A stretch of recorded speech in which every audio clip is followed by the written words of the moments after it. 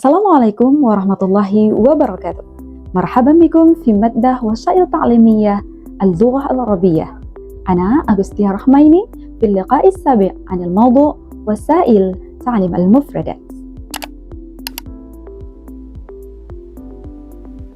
Baik para mahasiswa sekalian, pada pertemuan ke-7 ini kita akan membahas tentang materi media pembelajaran mufradat.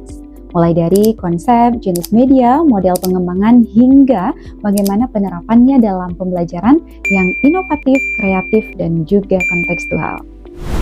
Pada materi ini, capaian pembelajaran yang diharapkan adalah kalian nantinya mampu menentukan model-model pengembangan media pembelajaran bahasa Arab serta penerapannya pada pembelajaran unsur bahasa Arab secara inovatif dan kontekstual. Kemudian ada pun sub JPMK atau sub capaian pembelajaran yang akan dicapai adalah mahasiswa nantinya mampu menentukan model-model pengembangan media yang inovatif dan sesuai untuk pembelajaran aswad, mufradat, dan juga qawaid atau tarakib. Selanjutnya untuk tujuan pembelajaran. Setelah pembelajaran ini, mahasiswa diharapkan mampu memahami yang pertama macam-macam media pembelajaran mufradat, yang kedua, model-model pengembangan media pembelajaran mufradat. Selanjutnya yang ketiga adalah aspek penting yang perlu diperhatikan dalam pengembangan media mufradat. Serta yang terakhir adalah bagaimana penggunaan media mufradat dalam proses pembelajaran. Baiklah, materi pertama kita pada hari ini kita akan membahas bersama tentang konsep media pembelajaran mufradat ya. Media pembelajaran mufradat itu adalah segala alat, sarana, atau teknologi yang digunakan untuk membantu peserta didik dalam memahami kosakata baru, mengingat makna kata, serta menggunakannya dalam konteks yang tepat.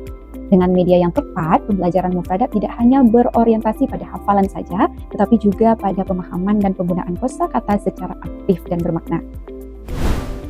Nah, sekarang kita akan mengetahui bersama macam-macam media pembelajaran mufradat ya, yang nantinya kita sebagai guru bahasa Arab atau calon guru bahasa Arab dapat menggunakan beberapa media ini khusus dalam pembelajaran mufradat ya. Di sini ada media visual ya. Tentunya para mahasiswa sekarang sudah tahu bahwa media visual itu adalah media yang mengutamakan gambar dan tampilan visual ya. Contohnya seperti kartu mufradat atau flashcard, kemudian gambar kosakata ya. Misalnya mufradatnya tentang keluarga, nanti ada gambar, kemudian di bawahnya atau di belakang gambar itu ada mufradat, misalnya ibu, di belakangnya itu ada tulisan umun gitu ya, begitupun seterusnya. Kemudian ada poster juga dan lain sebagainya. Selanjutnya yang kedua ada media audio ya, seperti rekaman pelafalan mufradat, audio native speaker atau penutur asli, dan juga lagu kosakata. Yang ketiga itu ada media audio visual. Kalau tadi visual dan audio, kalau ini adalah penggabungan antara audio visual ya. Contohnya apa? Kombinasi antara suara dan gambar itu contohnya seperti video pembelajaran, video mufradat, kemudian video animasi mufradat, dan juga film pendek dalam berbahasa Arab. Selanjutnya adalah media digital interaktif. Sebagaimana kita ketahui, kita hidup di zaman digital saat ini. Media ini sangat dianjurkan untuk guru bahasa Arab khususnya agar dapat mengimplementasikannya di dalam pembelajaran mufradat ya, karena anak-anak sekarang dia lebih suka berbasis digital ya, karena memang sesuai dengan perkembangan zaman teknologi yang semakin canggih. Jadi diharapkan guru bahasa Arab nantinya lebih kreatif dan inovatif dalam mengembangkan media berbasis teknologi digital ya. Banyak sekali ya, seperti kita ketahui media digital itu bisa seperti Quizizz, Kahoot, Wordwall, dan juga Canva interaktif. Di situ kita bisa menyalurkan kreativitas kita untuk bisa menciptakan suatu media mufradat yang bisa membangkitkan minat dan semangat siswa untuk belajar bahasa Arab. Baik para mahasiswa sekalian, yang terakhir ada yang namanya media konkret atau realia. Ya, apa sih media konkret tersebut? Yaitu penggunaan benda nyata yang ada di lingkungan sekitar kita ya. Jadi media realita ini adalah media yang sangat mudah sekali untuk kita temui dalam pembelajaran mufradat gitu ya. Kita bisa menggunakan berbagai macam benda yang ada di sekitar kita untuk membantu menyampaikan materi kita dengan lebih real gitu ya, lebih nyata. Misalnya kita sedang mengajar tentang feel falsely misalnya di dalam kelas. Nah, di dalam kelas itu ada beberapa benda dan kita bisa langsung menggunakan benda-benda yang ada di dalam kelas untuk kita mengajarkan mufradat kepada siswa. Misalnya ada papan tulis, kita bisa langsung menunjukkan papan tulis, kemudian ada pulpen, ada tas, itu bisa kita langsung menggunakan benda-benda sekitar kita untuk membantu kita dalam mengajarkan mufradat bahasa Arab. Baik, kita lanjutkan dengan model-model pengembangan media mufradat ya. Dalam mengembangkan media pembelajaran mufradat, terdapat beberapa model yang dapat digunakan. Yang pertama adalah model EDI ya, yang terdiri atas tahapan. Yang pertama analisis, kemudian desain, kemudian pengembangan, implementasi, dan yang terakhir evaluasi. Misalnya seorang guru bahasa Arab akan mengajarkan tema tentang al-maktabatu ya, atau perpustakaan. Maka peserta didik nanti akan menerapkan dalam kelima proses tahapan tadi ya. Yang pertama ada analisis, jadi guru itu mengetahui bahwa mahasiswanya masih kesulitan mengingat kosakata tentang benda-benda yang ada di perpustakaan ya. Maka selanjutnya si guru itu akan merancang media berupa kartu bergambar atau video singkat atau permainan mencocokkan kosakata dengan gambar ataupun media yang lainnya ya. Dan setelah dianalisis, kemudian juga sudah didesain tadi, maka selanjutnya itu adalah pengembangan atau development ya. Itu media dibuat menggunakan apa ya yang sesuai, misal kartu tadi bisa dirancang melalui Canva, kemudian disusun menjadi kuis interaktif menggunakan word wall atau lain sebagainya. Nah, baru selanjutnya yang keempat itu adalah implementation atau implementasi ya. Setelah dibuat tadi medianya, kemudian siswa mempelajari kosakata melalui video, kemudian bermain kuis secara berkelompok di kelas ya. Jadi diterapkan di dalam proses pembelajaran. Dan yang terakhir itu ada evaluation. Jadi di evaluasi ini si guru memberikan tes lisan atau kuis untuk mengetahui peningkatan penguasaan mufradat serta meminta umpan balik terhadap media yang digunakan. Jadi model EDGI ini dia ada di dalam 5 tahapan ya, seperti yang sudah saya jelaskan sebelumnya. Nah, model yang kedua ada yang namanya model ESUR ya, yang berfokus pada analisis karakteristik peserta didik, kemudian merumuskan tujuan pembelajaran, kemudian pemilihan media, penggunaan media, dan kemudian keterlibatan peserta didik dan juga evaluasi ya. Jadi contohnya hampir sama seperti model EDI tadi. Pertama, guru menganalisis dulu karakteristik mahasiswa yang lebih menyukai pembelajaran berbasis visual atau permainan ya. Kemudian di tujuan pembelajaran ditetapkan, misalnya siswa mampu menyebutkan minimal 10 mufradat gitu tentang perpustakaan tadi. Kemudian guru memilih media berupa flashcard atau quizzes atau yang lain sebagainya yang cocok dengan siswa yang sudah dianalisis tadi. Dan kemudian siswa menjawab kuis, berdiskusi, dan mengucapkan kosakata secara bergantian. Dan di akhir pembelajaran, guru dapat mengevaluasi hasil belajar melalui nilai kuis dan observasi kemampuan berbicara siswanya. Nah, selain itu, yang terakhir ada juga model pengembangan berbasis teknologi digital yang memanfaatkan platform seperti Canva, Quizzes, dan Wordwall atau media digital lainnya untuk menghasilkan media yang lebih menarik dan sesuai dengan kebutuhan pembelajaran pada zaman sekarang ini. Gitu. Dalam penerapannya, media yang dikembangkan harus memenuhi prinsip inovatif, interaktif, dan juga kontekstual.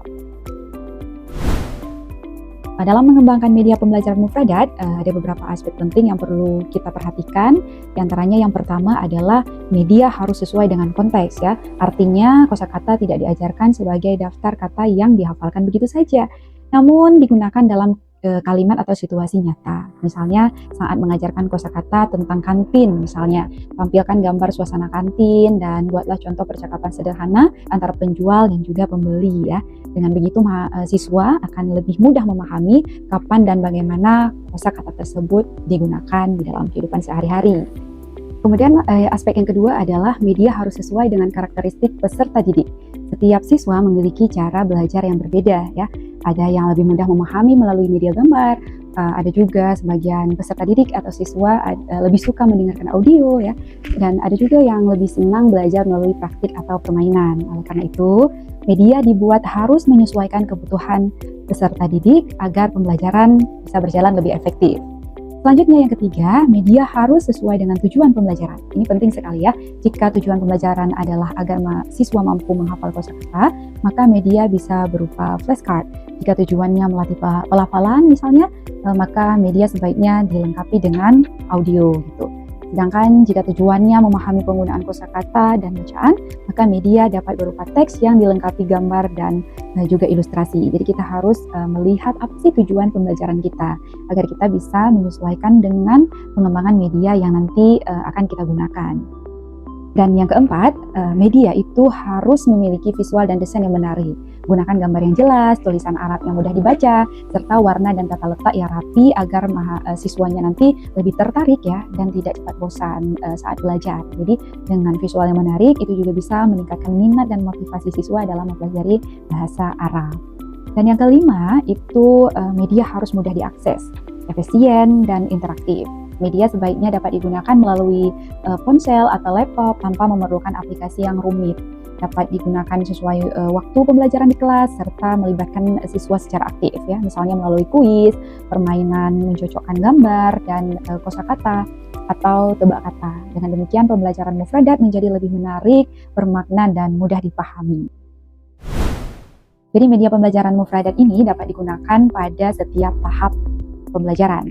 Pada tahap awal, misalnya media digunakan untuk menarik perhatian siswa terlebih dahulu ya, bisa dengan melakukan ice breaking ya, dengan menampilkan gambar, video singkat, atau permainan sederhana yang berkaitan dengan materi agar mereka lebih semangat mengikuti pembelajaran ya. Dilanjutkan pada tahap inti, jadi media digunakan untuk memperkenalkan kosakata baru, misalnya guru menampilkan gambar, memutar audio pelafalan, atau menggunakan video dan aplikasi seperti Quizizz, Wordwall, dan juga Kahoot agar siswa lebih mudah memahami dan mengingat mufradat.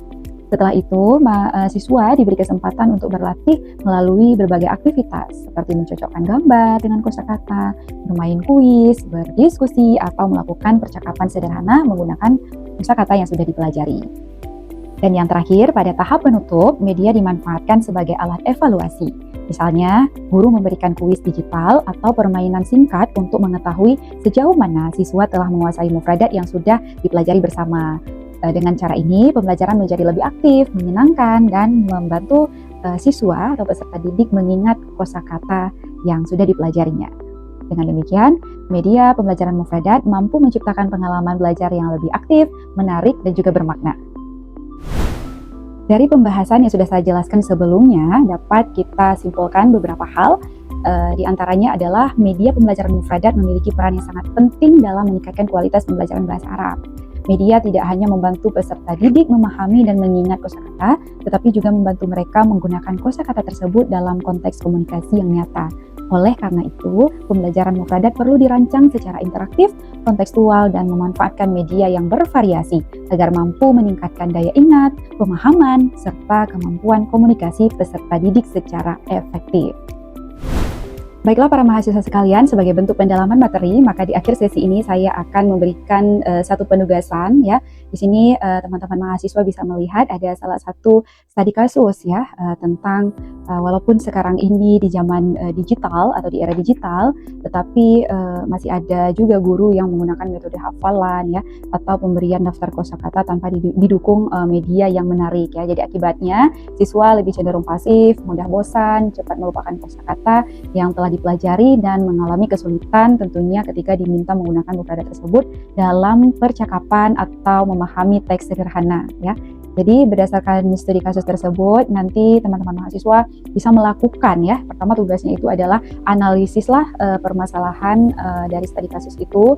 Kemudian coba dirancang solusi berupa media pembelajaran mufradat yang inovatif dan sesuai dengan karakteristik generasi digital saat ini ya. Kemudian juga dijelaskan jenis media yang dipilih, menggunakan model pengembangan apa dan juga alasan pemilihan model pengembangan tersebut ya, serta langkah penerapannya di dalam pembelajaran ya.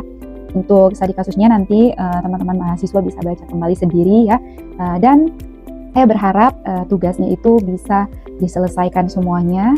Tugasnya disajikan dalam bentuk PDF, kemudian dikirimkan ke Google Classroom ya, paling telat hari Kamis jam 17 waktu Indonesia Barat ya. Jadi semangat semuanya, semoga bisa dipahami dan juga bisa dikerjakan tugasnya dengan tepat waktu.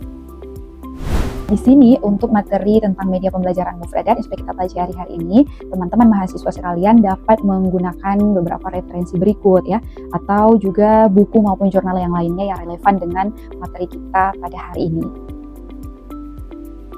Baik para mahasiswa semuanya, alhamdulillah ala kulli hal, demikian materi mengenai media pembelajaran mufradat. Semoga materi ini dapat menambah wawasan dan menjadi inspirasi bagi kalian semua dalam mengembangkan media pembelajaran bahasa Arab nantinya yang kreatif, inovatif, dan juga relevan dengan kebutuhan peserta didik saat ini. Terima kasih atas perhatian dan partisipasi semuanya dalam pertemuan kita pada hari ini. Sampai jumpa di pertemuan selanjutnya. Tetap semangat. Syukran ala ihtimamikum. Wassalamualaikum warahmatullahi wabarakatuh.